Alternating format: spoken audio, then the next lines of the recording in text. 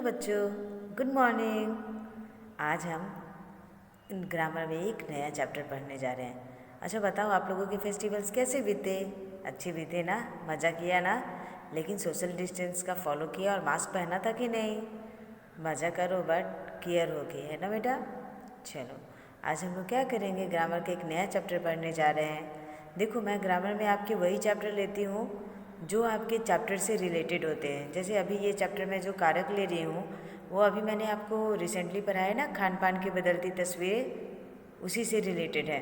उसमें क्या है कि कारक के बारे में पूछा है, कर्ता के बारे में पूछा है, कर्म के बारे में पूछा है।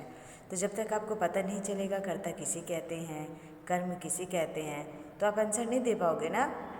इसलिए आज हम लोग किसके बारे में पढ़ेंगे? कारक के बारे में पढ़ेंगे। ओके, चलो स्टार्ट करें। अब देखो, कारक क्या है, पहले ये समझो कि कारक क्या है। कारक क्या है यह जानने के लिए निम्नलिखित वाक्यों को ध्यान से पढ़िए। पहला है, अनन्या ने खाना बनाया। दूसरा है, अपनी सखी सोनाली को आमंत्रित किया। दोनों ने स्वादिष्ट खाना चम्मच से खाया। अनन्या कुशाग्र के लिए ठंडी ठंडी रसमलाई लाई। सोनाली डिब्बे से निकालकर रसमलाई खाने लगी। सोनाली कोने में पड़े सुंदर फूलदान को देखने लगी। सोनाली अनन्या की घनिष्ठ सखी है। अनन्या ने कहा, अरे सोनाली, इसे देखकर हैरान क्यों हो? अब देखो, आपने जितने भी वाक्य देखे ना, देखो उसमें क्या है कि रंगीन शब्द के साथ अलग अलग है शब्द। देखो जैसे सोनाली को चम्मच से, के कुशाग्र के लिए, डिब्बे से, कोने में, अनन्या की। तो देख रहे हो ना, ने, को, से, के लिए, से, में, की, अरे आदि कुछ चिन्ह नज़र आ रहे हैं बेटा आपको? अब देखो, अब आप सोचोगे अगर वाक्य में ये सारे चिन्ह नहीं होते तो आप वाक्य बना सकते थे? नहीं बना सकते थे। देखो मैं एग्जाम्पल देती हूँ। अनन्या खाना बनाया, सपोज आप ने नहीं लिखते तो वाक्य कंप्लीट होता? नहीं होता। अपनी सखी सोनाली को आप हटा दो, आमंत्रित किया, वाक्य सुटेबल लग रहा है? नहीं लग रहा है। तो कारक क्या है? बहुत चिन्ह है जिसका प्रयोग हम लोग वाक्य बनाने के लिए करते हैं, है ना। ये सभी जो चिन्ह है ना, वो सभी कारक चिन्ह या विभक्तियाँ कहलाते हैं। और इन सभी कारक चिन्हों या विभक्तियों के बिना कोई भी वाक्य आप नहीं बना सकते हो। ओके, अब देखो, संज्ञा या सर्वनाम के जिस रूप से वाक्य के दूसरे शब्दों के साथ उसका संबंध ज्ञात होता है उसे कारक कहते हैं। ठीक है, अब देखो, ठीक है, हम लोगों ने कारक चिन्हों का प्रयोग किया, लेकिन किस में किया? वाक्य में किया। वाक्य में किसके साथ किया? या तो संज्ञा के साथ किया होगा या सर्वनाम के साथ किया होगा, है ना। तो संज्ञा या सर्वनाम के जिस रूप से वाक्य के दूसरे शब्दों के साथ उसका संबंध ज्ञात होता है उसे कारक कहते हैं। चलो अभी नेक्स्ट, कारक के भेद देखो। अभी आपको उतना भेद जानने की जरूरत नहीं है बेटा, अभी आपको सिर्फ कर्ता और कर्म से मतलब है, लेकिन आपको कारक जानना था तो इसलिए मैंने क्या किया कि एक बार आपको कारक क्या है ये बता दिया। क्योंकि कर्ता और कर्म किसके अंतर्गत आते हैं? कारक के अंतर्गत आते हैं। और उसके पहले आपने कारक पढ़ा भी होगा, है ना, इसलिए मैंने आपको एक बार बता दिया। ठीक है, अभी देखो, अब हम लोग कारक का परिचय पे चलते हैं। ठीक है, आपको मेनली क्या देखना था? कारक देखना था, है ना। तो देखो, वैसे कारक के कितने भेद होते हैं मैं आपको भेद देती हूँ। देखो, कर्ता कारक, कर्म कारक, करण कारक, संप्रदान कारक, अपदान कारक, अधिकरण कारक, संबंध कारक और संबोधन कारक। अभी आपने जितने चिन्हों का प्रयोग किया ना, सब अलग अलग प्रकार के थे। जैसे कर्ता के लिए ने का यूज होता है, कर्म के लिए को का उपयोग होता है, करण के लिए से के लिए का उपयोग होता है, संप्रदान के लिए क्या आता है? अपादान से होता है। अधिकरण, जैसे कि कोई वस्तु रखा है, मैं इस पे बैठा हूँ, चिड़िया पेड़ पे बैठी है, वो अधिकरण हो जाता है। और जब दो वाक्यों में किसी से संबंध स्थापित हो तो संबंध कारक हो जाता है। अगर आप उसको बुला रहे हो, अरे इधर आओ, आप आहा आपने क्या किया, तो ये सब संबंध कारक संबोधन के अंतर्गत आते हैं, जिसमें आप किसी को संबोधित करते हो। समझ में आ गया? देखो, आपको थोड़ी थोड़ी नॉलेज हर बात की होनी चाहिए, है ना। तो याद रखना कि कारक के कितने भेद हुए? 1 2 3 4 5 6 7 8 भेद हो गए, है ना। कर्ता ने कर्म को, करण से, संप्रदान के लिए, अपादान से, अधिकरण, को अधिकरण में पैर संबंध हे अरे, ओके, संबोधन हे हो अरे, संबंध काके की। ठीक है, चलो अभी हम लोग पढ़ें। याद रखना कारक के 8 भेद होते हैं: कर्ता कारक, कर्म कारक, करण कारक, संप्रदान कारक, अपादान कारक, अधिकरण कारक, संबंध कारक और संबोधन कारक। ओके, चलो अभी नेक्स्ट आगे बढ़ते हैं। आपको कर्ता कारक के बारे में जानना है, क्योंकि बुक में वाक्य दिए गए हैं, उसमें से आपको क्या करना है कि कर्ता कारक और क्रिया कर्म को बताना है। ठीक है, इसलिए आप देखो कर्ता कारक, एक वाक्य देखिए, केशव ने पाठ याद किया। केशव ने पाठ याद किया। सोचिए, याद करने का काम किसने किया? केशव ने, है ना। याद करने का काम कौन कर रहा है? केशव। तो केशव क्या है? यहाँ कर्ता कारक है। मतलब जो काम करने वाला होता है, जिससे इंग्लिश में आप सब्जेक्ट बोलते हो, हिंदी में उसे कर्ता कारक कहते हैं। ओके, इंग्लिश में आपने पढ़ा होगा ना कि सब्जेक्ट क्या है, तो जो काम करता है ना, work is done by home is called कारक, कर्ता, सब्जेक्ट। तो हिंदी में जिसके द्वारा कार्य पूरा किया जाए या कार्य किया जाए उसे कर्ता कारक कहते हैं। ओके, तो यहाँ पर केशव ने पाठ याद किया, तो केशव क्या है? कर्ता कारक है। याद रहेगा ना। कर्ता कौन है? काम करने वाला। जैसे मैं बोलूँगी कि बच्चे पढ़ रहे हैं, इसमें पढ़ने का काम कौन कर रहा है? बच्चे। तो कर्ता कौन हुआ? आप लोग, बच्चे। ओके, सपोज आप एग्जाम्पल दो कि शिक्षिका पढ़ा रही है, तो इसमें काम किसके द्वारा हो रहा है? शिक्षिका के द्वारा। तो कर्ता कौन हुआ? शिक्षिका। याद रखना, इंग्लिश में सब्जेक्ट, हिंदी में कर्ता। जिसके द्वारा भी काम हो वो कौन है? कर्ता है। ओके, संज्ञा या सर्वनाम के जिस रूप से क्रिया करने वाले का पता चले वह कर्ता कारक है। ओके, अब देखो अन्य उदाहरण देखो। पार्थ पढ़ता है। पढ़ने का काम कौन कर रहा है? पार्थ कर रहा है। तो कर्ता कौन हुआ? पार्थ हुआ। सुरभि खेलती है। अब देखो यहाँ खेलने का काम किसके द्वारा हो रहा है? सुरभि के द्वारा। तो कर्ता कौन है? सुरभि है। बस कर्ता कुछ कोई नहीं है, जो काम करने वाला होता है वही कौन होता है? कर्ता होता है। ओके, अब देखो यहाँ पढ़ने की क्रिया पार्थ कर रहा है, खेलने की क्रिया सुरभि कर रही है। ये दोनों कर्ता कारक हैं। कर्ता कारक में अनेक स्थल पर सर्ग चिन्ह ने नहीं लगता। अब देखो कर्ता कारक में क्या होता है कि ने चिन्ह नहीं लगेगा। पार्थ ने पढ़ाई की, ऐसा नहीं होगा। पार्थ पढ़ता है ना, तो ने का कभी कर्ता के साथ आप मत लगाना। ठीक है, अब देखो कर्ता सबको क्लियर हो गया है। कर्ता में कोई कंफ्यूजन नहीं है, चाहे वो इंग्लिश हो में सब्जेक्ट जानना हो, चाहे हिंदी में कर्ता जानना हो, आपका क्लियर होना चाहिए कॉन्सेप्ट। कर्ता कौन है? काम करने वाला। जो काम करता है वो कर्ता या फिर सब्जेक्ट होता है। दिमाग में बैठा लो ये, क्योंकि आपको कर्ता या फिर सब्जेक्ट बार बार पूछ सकता है। ओके, तो कर्ता कौन है? काम करने वाला कौन है? कर्ता है। ओके, संज्ञा या सर्वनाम के जिस रूप से क्रिया करने वाले का पता चले उसे कर्ता कारक कहते हैं। नेक्स्ट, अभी देखो अब हम लोग कर्म कारक के बारे में पढ़ रहे हैं। किसके बारे में पढ़ रहे हैं? कर्म कारक के बारे में पढ़ रहे हैं। आपको कर्ता और कर्म दोनों को पढ़ना है। अब देखो नीचे के चित्र को देखिए आप। सुधीर ने कुत्ते को रोटी खिलाई। सुधीर ने कुत्ते को रोटी खिलाई। मैंने आपको पहले भी बताया कर्ता ने कर्म को होता है, मतलब जहाँ भी को आ जाए ना तब समझना वही कर्म है। अब देखो सुधीर ने कुत्ते को रोटी खिलाई। किसको खिलाई? कुत्ते को। तो यहाँ कर्म क्या होगा? मतलब जब आप कोई काम कर रहे हो तो उसका फल जिस पर पड़े तो वही हो जाएगा कर्म कारक। ठीक है, याद रखना, आप जो काम कर रहे हो उसका फल जिस पर पड़े वो कर्म कारक। नीरज कहानी पढ़ रहा है। ठीक है, नीरज क्या पढ़ रहा है? कहानी पढ़ रहा है। पढ़ने का प्रभाव किस पे पड़ रहा है? कहानी पे पड़ रहा है, तो वो हो गया कर्म कारक। जिस पर भी काम का असर होता है, प्रभाव होता है, उसे क्या कहते हैं? कर्म कारक कहते हैं। आई इस बात समझ में? कर्ता काम करने वाला, कर्म क्या हुआ? जिस पे जो काम हो रहा है उसका जिस पे प्रभाव पड़ रहा है, असर पड़ रहा है। सपोज मैं बोलूँगी आपने खाना खाई, क्या किस पे क्या खाई? किसको खाया? खाना को खाया। यहाँ कर्म क्या हो जाएगा? खाना। सपोज आप बोलोगे मैंने पानी पिया, तो पानी पी रहे हो। क्या पी रहे हो? पानी। यहाँ कर्म क्या होगा? पानी। ठीक है, तो जिस पर क्रिया का प्रभाव पड़े वही कर्म। याद रखना, क्रिया आप जो काम कर रहे हो, खिलाना यहाँ पे क्या होगा, जैसे सुधीर ने कुत्ते को रोटी खिलाई तो खिलाई तो क्रिया हो गया, सुधीर कर्ता हो गया, बाकी बचा कौन, कुत्ते को। जो खिलाया जा रहा है, किसको खिलाया जा रहा है, कुत्ते को, तो ये हो गया कर्म कारक। नीरज कहानी पढ़ रहा है, पढ़ने का काम क्रिया हो गया, नीरज सब्जेक्ट या फिर कर्ता हो गया, लेकिन किसको पढ़ रहा है, कहानी को।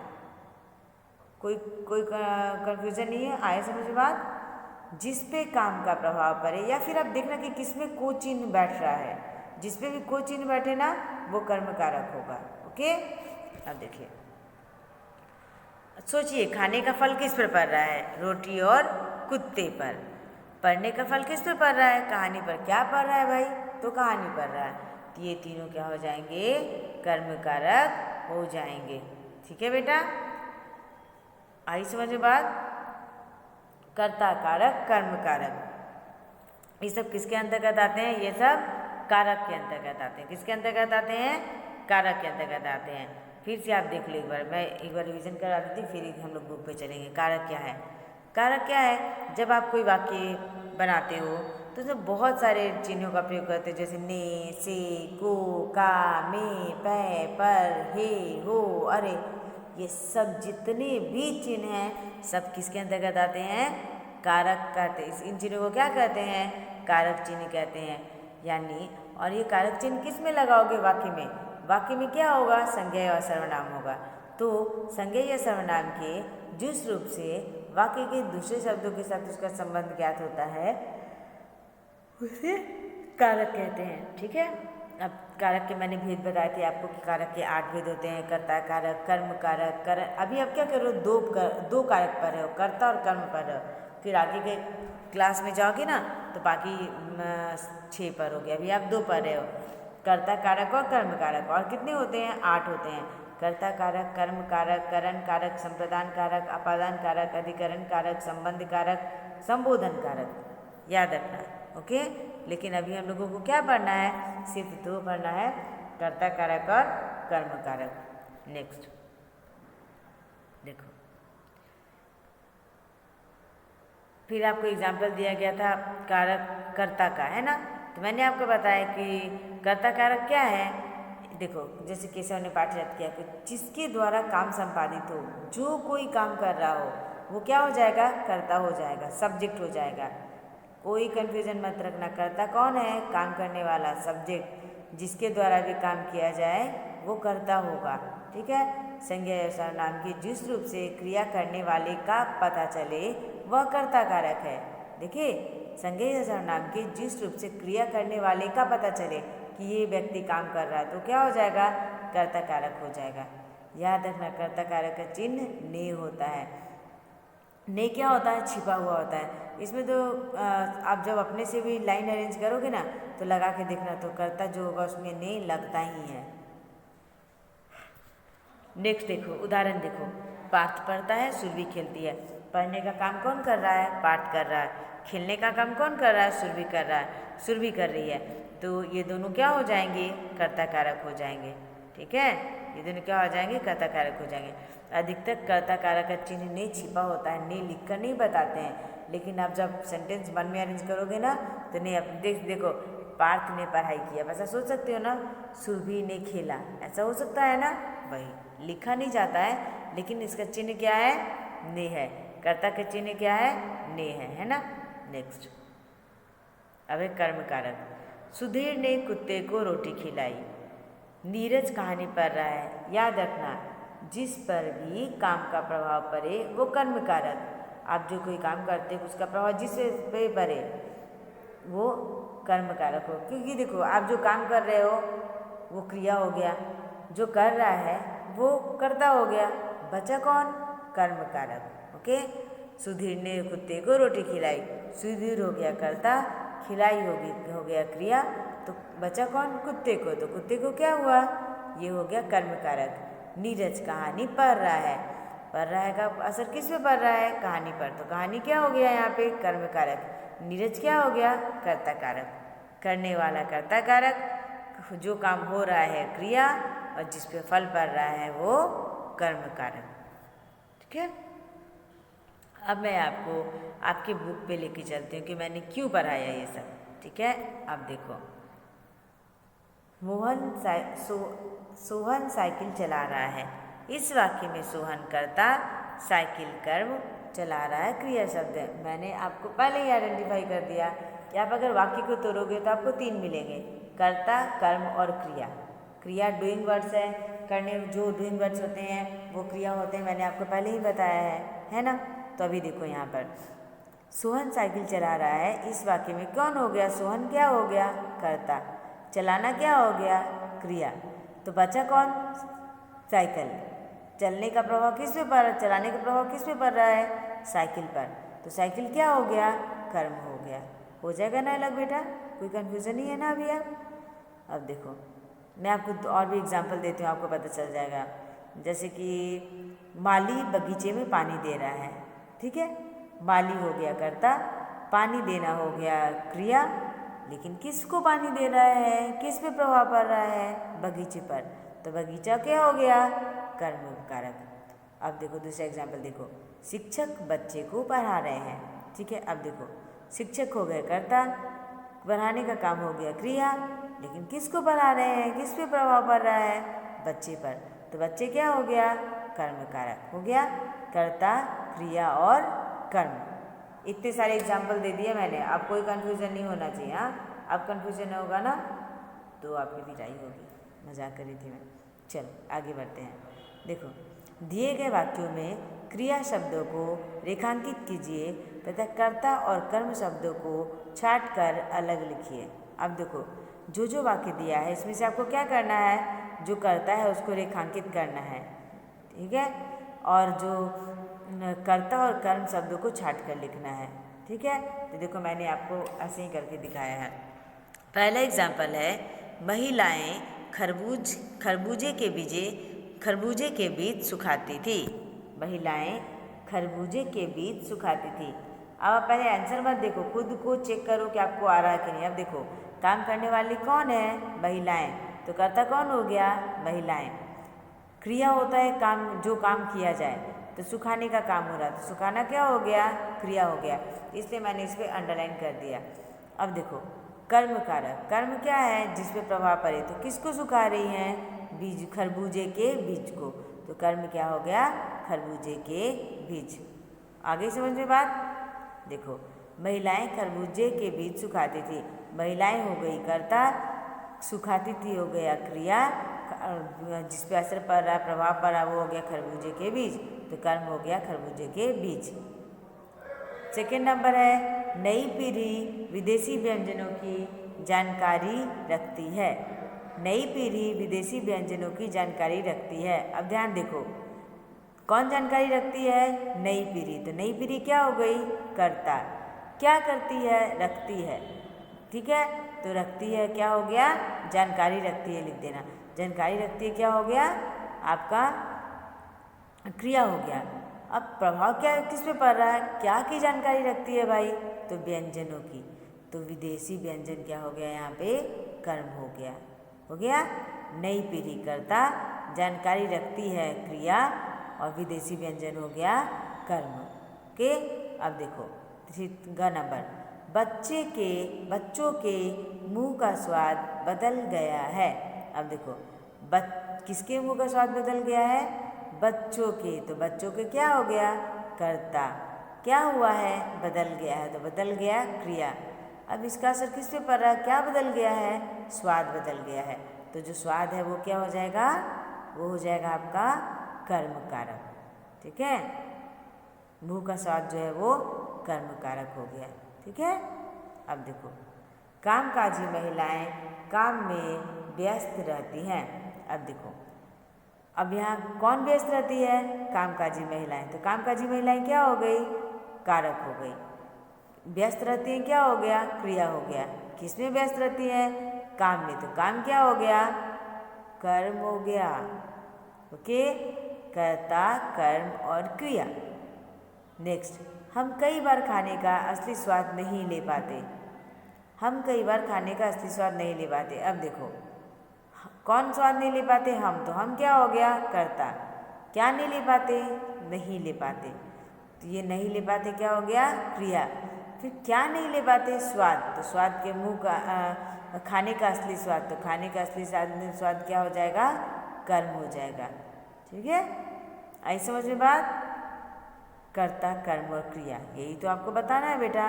करने वाला कर्ता, जो काम हो रहा है क्रिया, जिस पे काम का प्रभाव पड़ रहा है वो कर्म। नेक्स्ट, ये क्लियर हो गया सबका? कर्ता कर्म में कोई कन्फ्यूजन अब किसी को नहीं रहेगा? नहीं रहेगा ना? अभी देखो नेक्स्ट है आप लोग का अकर्मक क्रिया और सकर्मक क्रिया है।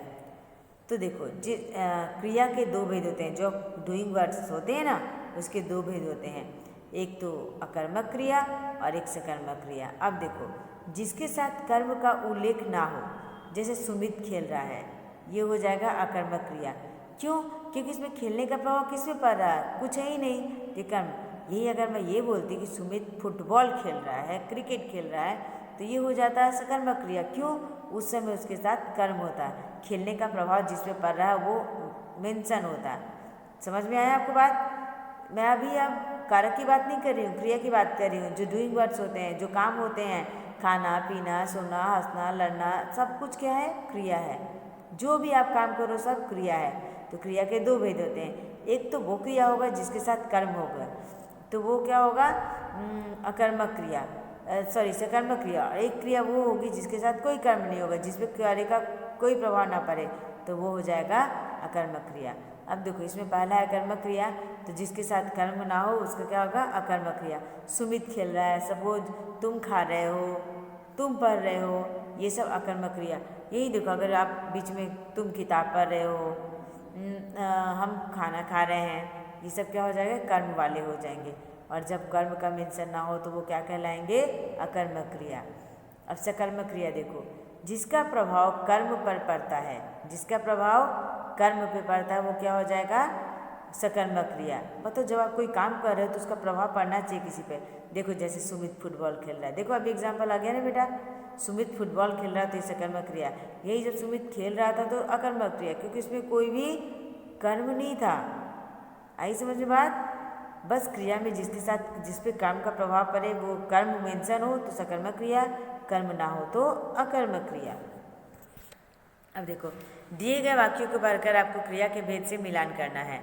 मौसमी सब्जियां अवश्य खानी चाहिए, मौसमी सब्जियां अवश्य खानी चाहिए। ठीक है, तो ये क्या हो जाएगा? अकर्मक क्रिया हो जाएगा। ठीक है, आगरा की पेठे प्रसिद्ध हैं। ठीक है, पेठे आगरा कर्ता हो गया, प्रसिद्ध है क्रिया हो गया। कौन प्रसिद्ध है? पेठे, तो ये हो गया सकर्मक क्रिया।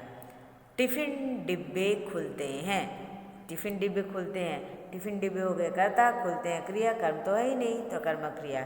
हमें संतुलित आहार लेना चाहिए, हमें हो गया कर्ता, संतुलित आहार हो गया कर्म, लेना चाहिए क्रिया, यानी ये हो गया सकर्मक क्रिया। नई पीढ़ी प्रभावित हुई, नई पीढ़ी हो गई कर्ता, प्रभावित हुई हो गई क्रिया। अब बताओ, कर्म तो है ही नहीं यहाँ पे, नए व्यंजन से प्रभावित हुए हैं, कुछ भी होता तो ये हो जाता सकर्मक क्रिया, लेकिन अभी ये क्या है? अकर्मक क्रिया। दिल्ली के छोले कुलचे मशहूर हैं, दिल्ली के, दिल्ली हो गया कर्ता, मशहूर हो गया क्रिया, छोले कुलचे क्या हो गया? कर्म, तो इसमें भी सकर्मक क्रिया हुआ। याद रखना बस, जिसके साथ कर्म है वो सकर्मक क्रिया, यानी जिस पे काम का असर पड़ रहा है, प्रभाव पड़ रहा है, वो सकर्मक क्रिया। जिस पे काम का असर या प्रभाव ना पड़ रहे हैं वो क्या हो जाएगा? अकर्मक क्रिया। तो आज आप लोगों ने दो बातें पढ़ी, एक तो कारक में कर्ता कारक और कर्म कारक पढ़ा, और क्रिया में सकर्मक क्रिया और अकर्मक क्रिया पढ़ा।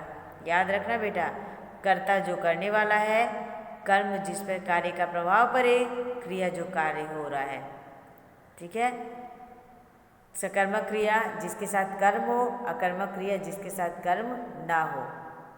देखो ये 5 एग्जाम्पल है, सपोज आप एग्जाम में बाहर से क्वेश्चन आए तो यही एग्जाम्पल होगी, जरूरी नहीं है, लेकिन अगर आपको पता है कि सकर्मक क्रिया किसे कहते हैं, अकर्मक क्रिया किसे कहते हैं, तो कोई भी वाक्य हो आप चुनकर निकाल लोगे, है ना। इसलिए मेरा इंटेंशन होता है कि आप बुक की नॉलेज से बाहर निकलो, आपको कुछ भी आए, कहीं से भी आए तो आप वो सॉल्व कर लो, ऐसा पढ़ाई करो, है ना। इसलिए मैंने कर्ता और कर्म का भी आइडेंटिफाई कर दिया। यही एग्जाम्पल हो, जरूरी नहीं है कि महिलाएं खरबूजे के बीच में खाती थी, कुछ भी एग्जाम्पल हो सकता है, जैसे मैंने बोला कि माली बगीचे को पानी देता है, वह शिक्षिका बच्चे को पढ़ा रही है। लेकिन अगर आपको कर्ता कर्म क्रिया पता हो तो कहीं से भी आप लिख लोगे ना। चलो अब हम लोग नेक्स्ट क्लास में आगे पढ़ेंगे।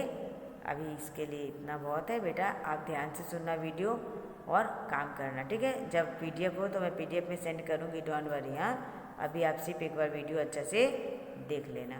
ओके बेटा, चलो अभी मैं रखती हूँ, बाय।